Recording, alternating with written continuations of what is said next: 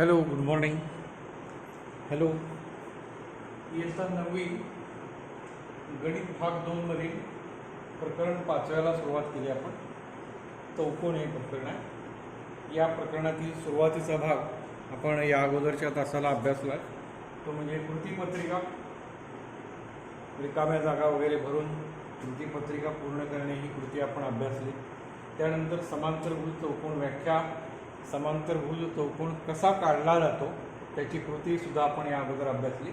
आणि आता मग त्याच्याविषयी गुणधर्म, समांतरभुज चौकोनाचे गुणधर्म फक्त पाठ किंवा फक्त वाक्य न अभ्यासता ते वाक्य सिद्ध करून दाखवता आलं पाहिजे. अतिशय महत्त्वाचा भाग भूमितीतील प्रमेय सिद्ध करणे. समांतरभुज चौकोनाचा गुणधर्म काय आहे? समांतरभुज चौकोनाच्या सम्मुख भुजा एकरूप असतात व सम्मुख कोन एकरूप असतात. म्हणजे समोरासमोरच्या बाजू एकरूप असतात आणि समोरासमोरचे कोन एकरूप असतात. हे आपल्याला सिद्ध करायचे. असे यातले गुणधर्म, आता प्रत्येक प्रकारचे चौकोन त्याचे गुणधर्म सिद्ध करण्याच्या पद्धती. आता या ठिकाणी आपल्याला पक्ष साध्य ओळखता आला तरच आपण पुढे जाऊ शकतो. मग यामध्ये काय आहे? जर तर असे शब्द घालायचे. जर एखादा समांतरभुज चौकोन असेल तर, म्हणजे इथे तर असा शब्द येतो, जर आणि तर जर पासून तर पर्यंत त्याला आपण पक्ष असं म्हणतो आणि तरच्या पुढचं वाक्य आहे त्याला आपण साध्य असं म्हणतो. हे आपल्याला सिद्ध करायचं असतं. म्हणजे आपल्याला दिलेली माहिती म्हणजे पहिलं वाक्य जर पासून तर पर्यंत. जर एखादा समांतरभुज चौकोन असेल तर त्याच्या सम्मुख भुजा एकरूप असतात, सम्मुख कोन एकरूप असतात. हे सिद्ध करायचं आहे. मग याची सिद्धता, लिखाण कशी करायची, काय माहिती त्याबद्दल बघूया. मग सुरुवातीला जे पक्ष आहे त्या पक्षातील माहितीवरून सुरुवातीला आकृती काढूया. समांतरभुज चौकोन.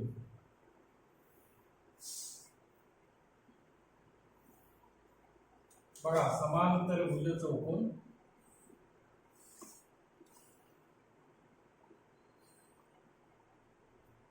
या पद्धतीने समांतरभुज चौकोन काढला.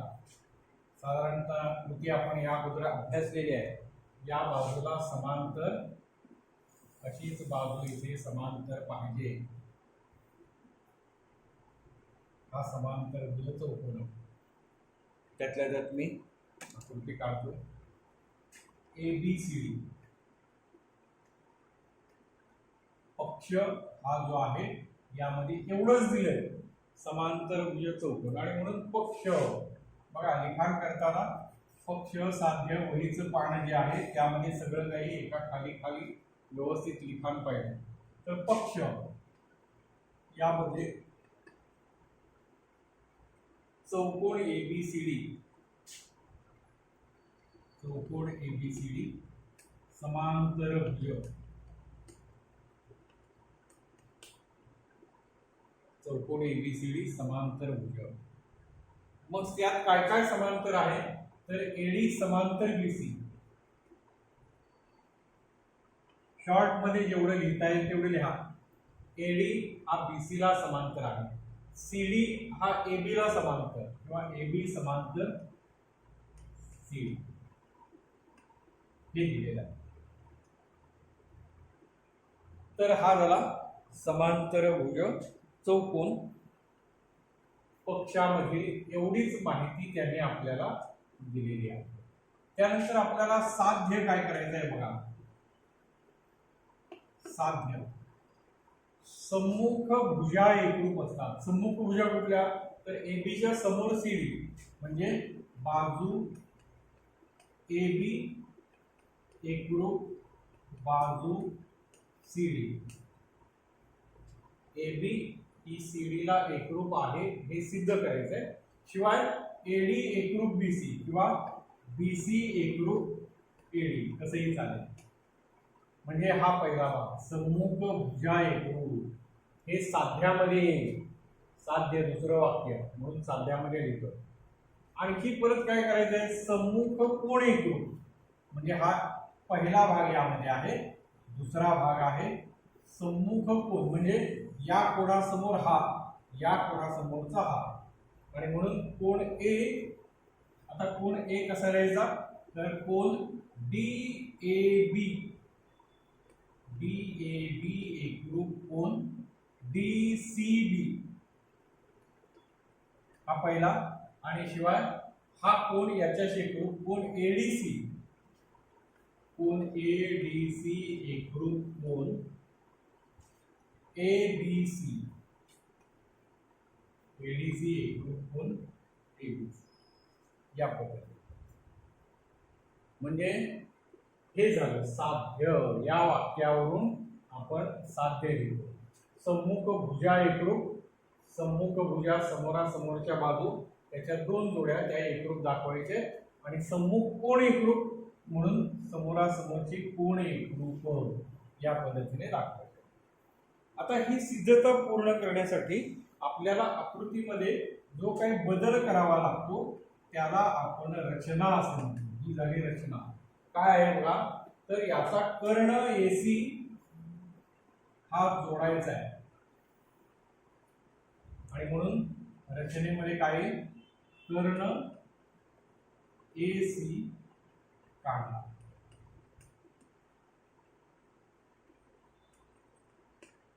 ही रचना केली. तर अशा प्रकारे ही झाली प्राथमिक बाब. आणि आता मग याची सिद्धता.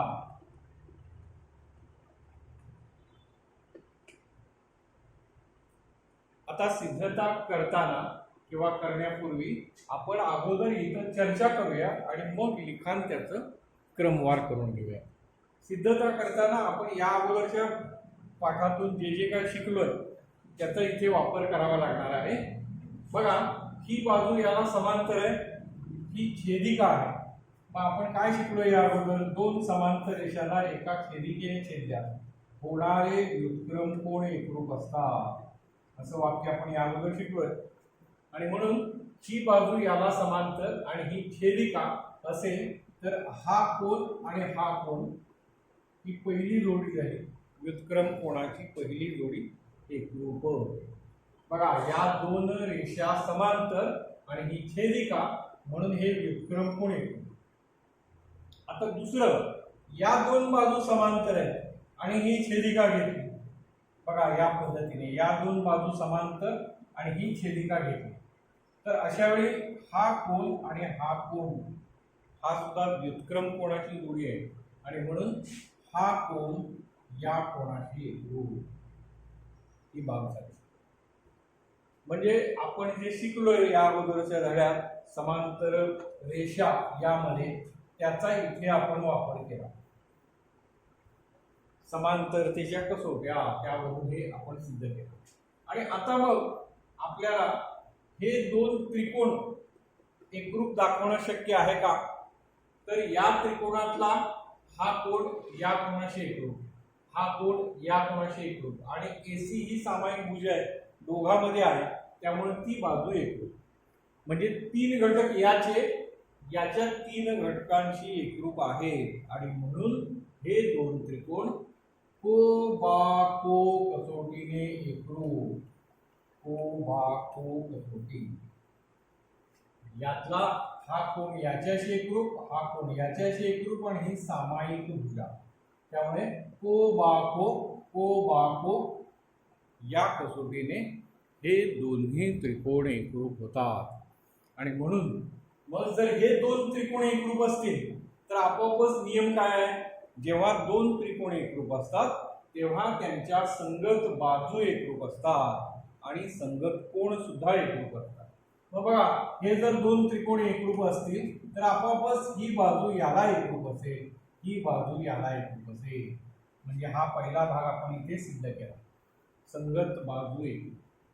त्यानंतर हा कोन या कोणाला एकरूप असेल ते या ठिकाणी आहे, आणि आपोआपच उरलेले हे दोन कोन त्याचप्रमाणे आपण सिद्ध करू शकतो, एकरूप होऊ शकतात. तर अशा रीतीने हा यातला महत्वाचा भाग आहे, आणि याचा आता ते लिखाण आपण करूया. जे आता मी सांगितलं ते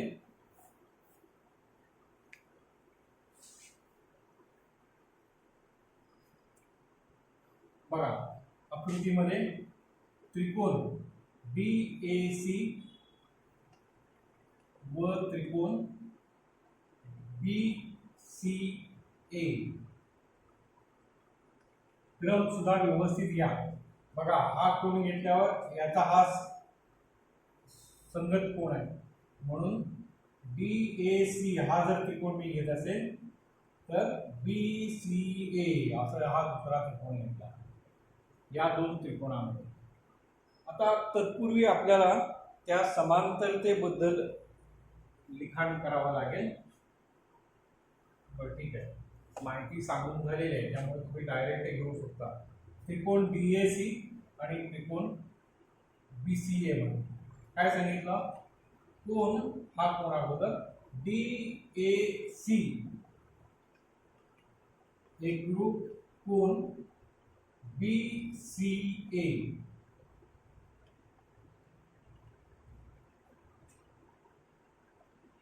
हे का, तर व्युत्क्रम कोण, हे विधान क्रमांक 1। व्युत्क्रम कोण हा कोण या कोणाशी येतो। आता अजून डिटेल मध्ये जर लिहायचं असेल तर आपल्याला मगाशी सांगितलं DC समांतर AB ही छेदिका, हे इथे तुम्ही बाजूला लिहू शकता। DC समांतर AB आणि AC छेदिका, आणि मगच आपण तो व्युत्क्रम कोण भाग वापरू शकतो त्या नियमानुसार।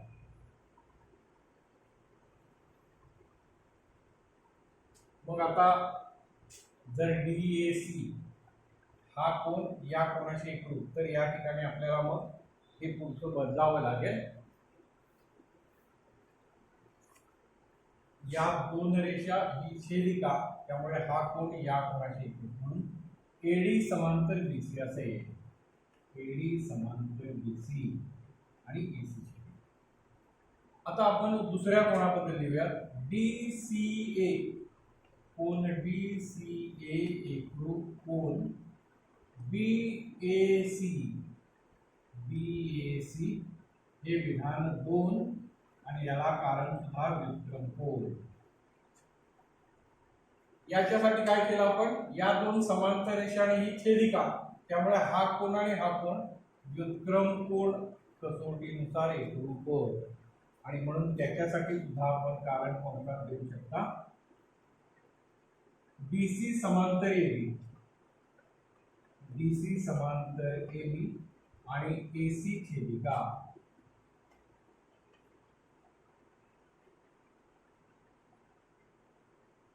AC ही छेदिका। बघा मग हे वाक्य, ही दोन्ही वाक्य म्हणजेच ही पूर्ण सिद्धता आहे। या दोन समांतर रेषा ही छेदिका, म्हणून हा आणि हा व्युत्क्रम कोण एकरूप इथे लिहिलं।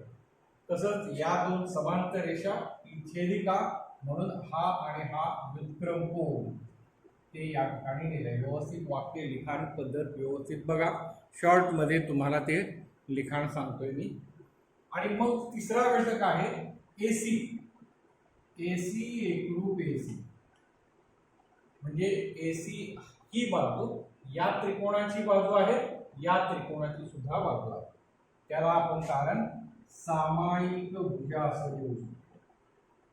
सामायिक भुजा, आणि म्हणून त्रिकोण DAC एकरूप त्रिकोण BCA, म्हणून हे दोन त्रिकोण बघा, DAC हा त्रिकोण आणि BCA हा त्रिकोण, हे दोन त्रिकोण एकरूप, आणि कुठली कसोटी, बाकोको किंवा कोबाको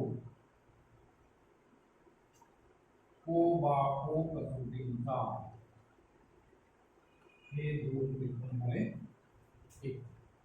सगळ्यात महत्वाची बाब, ते दोन त्रिकोण एकरूप दाखवणे ही ती कसोटी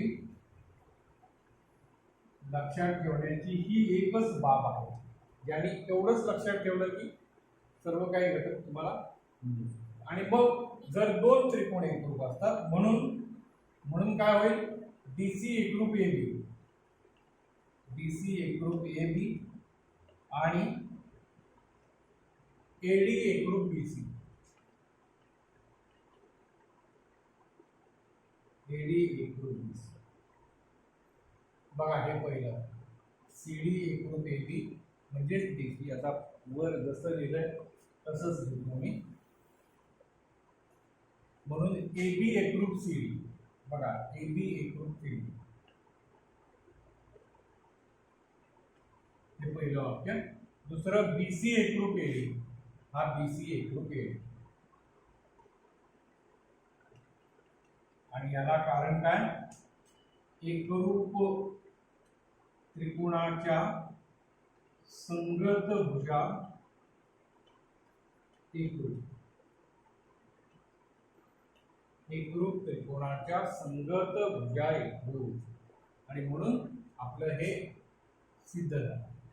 आणि पुढे जर हे दोन त्रिकोण एकरूप असतील तर आपोआप हा कोण या कोणाशी एकरूप, म्हणजे कोण ए डी सी.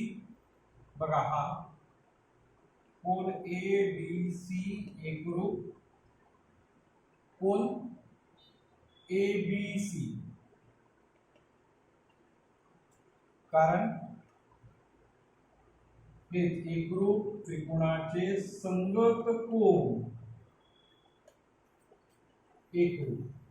पूर्ण वाक्य तुम्ही लिहा, एकरूप त्रिकोणाचे संगत कोण एकरूप असतात, म्हणून हा कोण या कोणाशी. आता राहिलं फक्त हा कोण या कोणाशी एकरूप. हे तुम्ही त्याच प्रमाणे असं लिहू शकता. त्याच प्रमाणे जर सिद्ध करायचं झालं तर आपण हा याच्याशी एकरूप आहे, हा याच्याशी एकरूप आहे, या दोघांची बेरीज केली तर या दोघांच्या बेरीज एवढी येते की नाही, या दोघांची बेरीज आणि या दोघांची बेरीज समान आहे. आणि म्हणून हे दोन्ही कोण एकरूप. आणि म्हणून त्याचप्रमाणे कोण, बघा हा बी ए बी एकरूप कोण B C B, D A B हा कोण एकरूप डी सी बी, म्हणजे हा. या पद्धतीने संगत कोण असं म्हणतात, संगत कोण. आणि हेच आपल्याला सिद्ध करायचं होतं. म्हणजे ही सिद्धता नेमका समांतर भुज चौकोनाचा सर्वात महत्वाचा गुणधर्म सांगते. काय गुणधर्म आहे तो, समांतर भुज चौकोनाच्या सम्मुख भुजा एकरूप असतात आणि सम्मुख कोन एकरूप असतात. आणि का सिद्ध, तर या पायऱ्यांनी आपण ते सिद्ध करू शकतो. केवळ वाक्यच नाही तर ते कसं आहे विधान ते आपल्याला पूर्णतः सिद्ध करता येऊ शकतं. तर ही अतिशय महत्त्वाची सिद्धता आहे. याच पद्धतीने पुढची अजून एक सिद्धता आहे, समांतरभुज चौकोनाचे कर्ण परस्परांना दुभागतात, अशा प्रकारचं ते विधान आहे पान नंबर 61 वर. आता यातल्या लिखाणाबाबत थोडंसं पान नंबर 60 वर तुम्ही पाहिल्यानंतर ही सिद्धता इथे दिलेली आहे. यातले शब्दरचना माहिती आणि मी लिहिलेली माहिती यामध्ये तुम्हाला नक्की तफावत आढळेल. परंतु गणितामध्ये पाठांतर करायचं नसतं.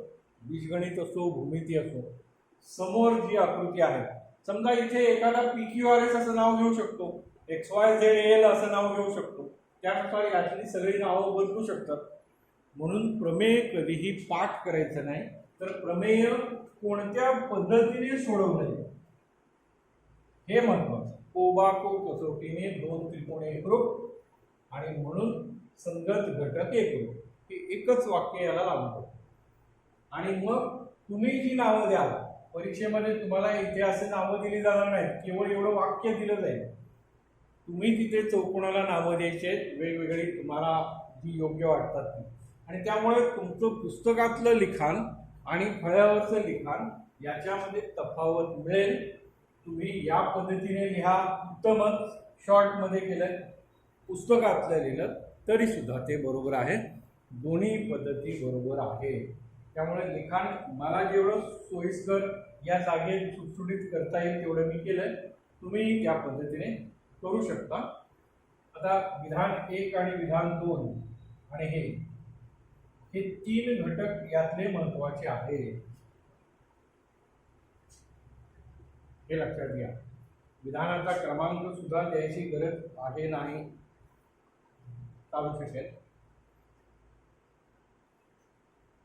याला आपण समजा आपण इथे तिसरा म्हणलं आणि मग कसोटी 1 2 3 वरून या तिन्ही वाक्यावरून असा शब्द आला तरी अजून जास्त योग्य होईल. तर अशा प्रकारे ही सिद्धता व्यवस्थित लिहा. केवळ एकच सिद्धता, साधारण 20 मिनिटं होत आहेत. एकच सिद्धता झाली. पुढच्या तासाला आपण पुढची सिद्धता आणि उदाहरणं पाहूया. ठीक आहे, आपण थांबूया तिथे. धन्यवाद.